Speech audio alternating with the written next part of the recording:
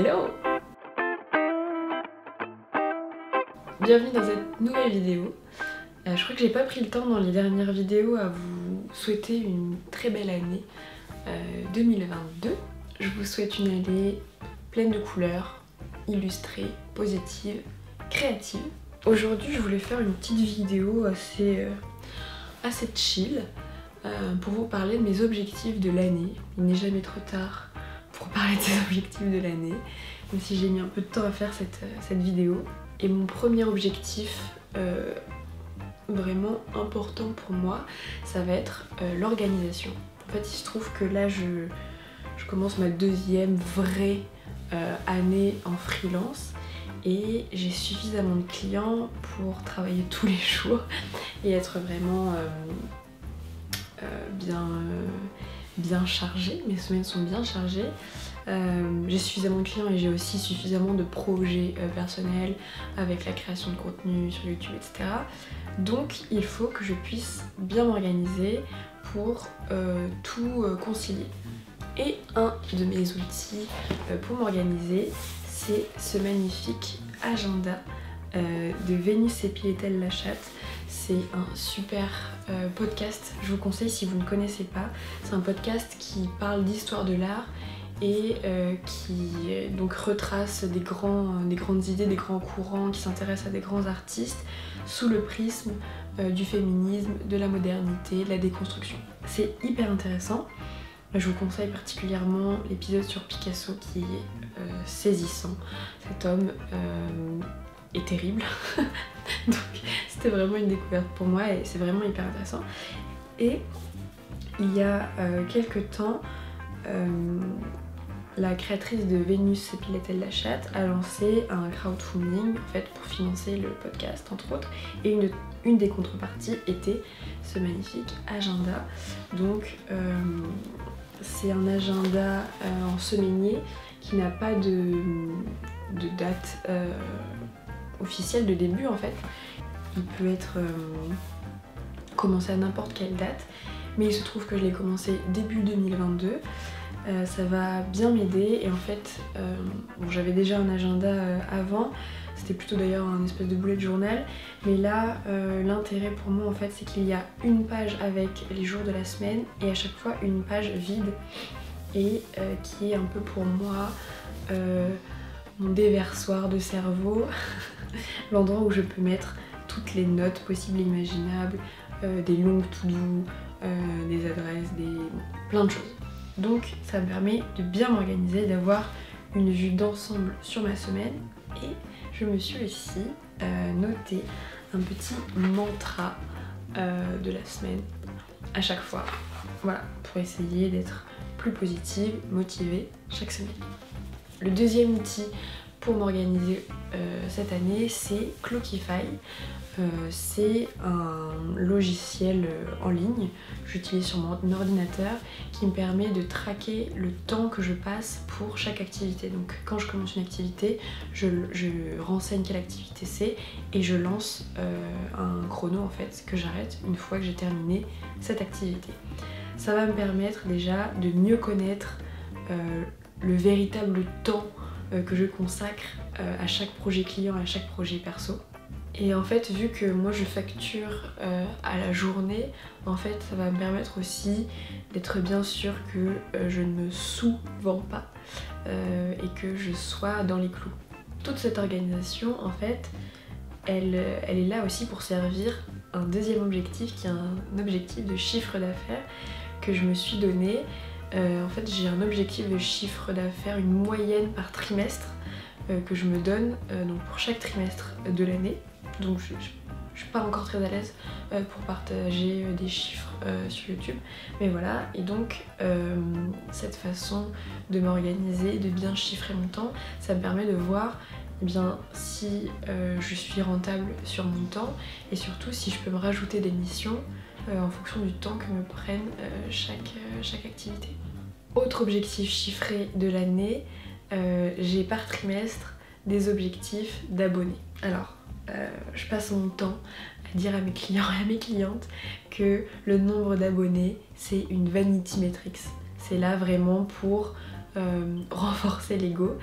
Mais il se trouve que voilà, je suis comme tout le monde et je suis sensible à ces chiffres, et il se trouve que ils sont assez bas parce que ma niche est vraiment très ciblée, c'est vraiment le monde de l'illustration. Je m'adresse aux illustrateurs, aux illustratrices et aux professionnels qui s'intéressent, qui travaillent dans le monde de l'illustration, mais mon contenu n'est pas très divertissant, enfin plus ou moins, et donc j'ai quand même une très petite communauté qui, ma foi, engage très très bien, mais je tends quand même à avoir une communauté un petit peu plus grande, et donc j'ai des objectifs également par palier de trimestre. Donc si vous voulez m'aider pour ces objectifs-là, ces objectifs ils sont sur mon compte Instagram, donc si vous voulez vous abonner n'hésitez pas, et sur ma chaîne YouTube, donc c'est les 2 réseaux sociaux principaux que j'ai envie de développer cette année. En parlant de réseaux sociaux, je me suis lancée sur TikTok. Cette année j'ai vraiment envie de développer la création de contenu. Ma première année, ma technique de marketing pour me faire connaître, ça a été essentiellement le démarchage. Personne ne me connaissait, donc j'attendais pas que les gens viennent à moi, je suis allée vers eux. J'ai écrit des articles d'ailleurs sur ce sujet, si ça t'intéresse, je le mets dans la description. Et du coup, cette deuxième année, ça va être davantage la création de contenu pour légitimer mon expertise, mon savoir-faire, etc. Donc, dans cette création de contenu, il y a évidemment Instagram, qui est mon réseau social principal, dans lequel je publie régulièrement et j'échange avec ma communauté. Il y a YouTube, qui est un format long sur lequel je peux documenter, expliquer des tas de choses et puis m'éclater évidemment en vidéo, ce qui me fait très plaisir. LinkedIn, réseau professionnel sur lequel je publie régulièrement, et Facebook un petit peu. Mais j'avais très envie de découvrir TikTok dans un premier temps pour continuer cette création de contenu, mais surtout pour découvrir la plateforme que je ne connaissais que très peu et pouvoir potentiellement un jour conseiller mes clients sur cette plateforme. Donc j'apprends énormément de choses, donc si ça vous intéresse de voir toutes mes petites expérimentations, allez voir sur TikTok. Donc cet objectif de créer plus régulièrement, il s'accompagne d'un deuxième objectif qui est de créer avec davantage de lâcher prise et créer régulièrement et sans prise de tête. Moi j'ai développé toute une communication qui est pas très corporate, j'ai pas envie d'être en costard j'allais dire, mais en tailleur avec un ton très professionnel, etc. Moi, mon entreprise c'est moi. Et j'ai envie de créer des relations authentiques avec mes clients. J'ai envie de pas jouer un rôle en fait. Et donc je me permets des tas de choses sur ma communication et donc sur ma création de contenu aussi. J'ai envie de m'éclater, d'être vraiment l'authenticité à fond les ballons. Et puis par exemple sur mes réseaux sociaux, je partage mes dessins. Toute ma démarche artistique qui est purement amatrice, qui est vraiment purement et simplement un hobby, mais qui m'amuse bien et j'aime bien. Et en fait, j'ai pas envie de limiter ma communication à mes offres, etc. J'ai envie vraiment que mes réseaux sociaux soient le reflet d'une créativité pour que je puisse aussi m'éclater à créer tout ça. Et donc au-delà de la création de contenu pour les réseaux sociaux, j'ai envie de créer, j'ai envie de dessiner plus, j'ai envie de peindre plus, j'ai envie d'écrire davantage. Et donc cet objectif-là, il passe par notamment un carnet de croquis, qui n'est pas vraiment un carnet de croquis, qui est plutôt un carnet de dessin dans lequel je m'éclate beaucoup, et assumer à fond les ballons, de tester plein de choses, de pas avoir de style graphique, d'être une grosse noob en proportion, etc. Juste m'éclater et en fait créer régulièrement pour que ça soit un réflexe. Pour pas que ça soit une souffrance, mais vraiment pour que ça soit spontané, quelque chose vraiment inscrit dans mon quotidien. Donc il y a le dessin, mais il y a aussi l'écriture. Mon travail, il est essentiellement basée sur l'écriture, mais j'ai aussi envie de développer une écriture plus personnelle et que ça soit aussi un réflexe pour que ça puisse nourrir mon travail. Que l'écriture soit l'écriture de soi, l'écriture d'imagination, soit voilà, une habitude, quelque chose de facile à faire pour que ça puisse m'aider dans mon travail à écrire plus facilement. Et notamment, un des nouveaux objectifs que je me donne cette année, c'est d'écrire davantage pour le milieu de l'illustration. Et cet objectif, évidemment, il est propulsé par l'offre de rédaction que je propose aux illustrateurs et aux illustratrices. Si ce n'est pas déjà fait, je vais publier une vidéo qui explique cette offre dédiée aux illustrateurs, aux illustratrices, mais très rapidement. En gros, je propose 2 forfaits, un à 150 € et un à 100 € aux illustrateurs et aux illustratrices pour rédiger pour eux un texte d'environ 200 mots, soit sur leur style graphique en général, soit sur une série d'illustrations. Et la différence de prix, c'est que l'un n'est pas signé et l'autre est signé à mon nom. Voilà, donc j'ai envie d'écrire pour les illustrateurs et les illustratrices, j'ai envie de parler d'art, j'ai envie de décrire les styles graphiques et ça me fait... voilà, c'est ça, ça me fait vibrer et j'ai très envie de faire ça davantage cette année. Mon rêve, ce serait d'écrire des chroniques d'exposition pour un magazine ou d'écrire des textes pour des illustrations, enfin des expos ou écrire une préface pour un livre. Voilà, j'aimerais beaucoup faire ce genre de choses et donc je crée des offres, je crée ma réalité et j'arrive à mon objectif petit à petit. Pour écrire sur l'illustration, j'ai un autre objectif, tout est lié, c'est bien fait, c'est d'apprendre davantage de vocabulaire, de concepts, en fait de me nourrir de théories sur le dessin, sur la bande dessinée, sur l'histoire de l'art, sur le graphisme.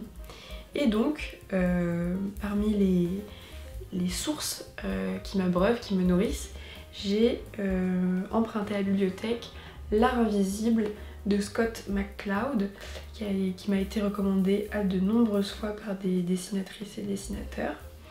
C'est vraiment très intéressant, ça m'apprend plein de choses sur l'art séquentiel, sur des termes, sur des styles graphiques. J'ai envie aussi de découvrir des chaînes YouTube qui parlent de ça, des podcasts qui parlent de ça. Donc vraiment d'apprendre davantage de notions sur les courants artistiques, sur ce qui se fait dans l'illustration aujourd'hui, sur comment décrire un style par exemple, la ligne claire, des styles plus cartoon, voilà, avoir du vocabulaire pour décrire les illustrations de mes clients. Donc si vous avez des recommandations de podcasts, de vidéos, de documentaires, de BD, de livres ou que sais-je, n'hésitez pas à me dire dans les commentaires, je suis preneuse, j'arrête pas de le répéter sur tous mes réseaux sociaux, mais je suis preneuse de recommandations. Autre objectif aussi, aujourd'hui je travaille beaucoup pour le milieu de l'illustration des commandes auprès des entreprises, mais j'aimerais bien aussi travailler un petit peu pour le monde de l'édition, de la BD ou des albums jeunesse, de l'édition en jeunesse. Et donc, je suis allée à la bibliothèque et j'ai emprunté tous ces livres. D'abord, j'ai emprunté 2 BD de Pénélope Bagieux parce qu'en fait, j'écoute beaucoup d'interviews de Pénélope Bagieux, je suis son travail, mais je n'ai pas lu beaucoup de livres, ce qui est un peu étrange. J'ai aussi emprunté un livre dont j'avais entendu parler, Les crocodiles sont toujours là, de Juliette Boutan et Thomas Mathieu. Le style graphique et la couverture m'ont bien plu, m'ont bien attiré. Donc voilà, je vais m'empresser de le lire et surtout une BD que j'ai envie de lire depuis un moment mais qui était trop lourde. À chaque fois je venais à la bibliothèque prendre mes réservations, je le voyais dans les rayons et je me disais non mais c'est trop lourd, je vais devoir porter ça jusqu'à chez moi à pied. Donc voilà, donc je l'ai prise. C'est L'âge d'or de Cyril Pedrosa et Roxane Moret. Donc voilà, ça a l'air très très beau. l'univers médiévalo fantastique me plaît beaucoup, donc j'ai hâte. Et si ça vous dit, moi j'aimerais bien faire des vidéos art review sur des bouquins, sur des BD en fait, pas sur des bouquins mais sur des BD. Donc si ça vous intéresse que je vous parle d'un de ces livres là par vidéo, n'hésitez pas à me le dire en commentaire, je serais ravie de faire une vidéo de la sorte. Saut dans le temps, j'ai mis un peu de temps à sortir cette vidéo mais c'est chose faite, j'espère qu'elle vous aura plu. Je suis encore en train d'emménager ma nouvelle maison. J'espère vous faire de belles vidéos ici. Je vous dis à plus dans une nouvelle vidéo. Ciao!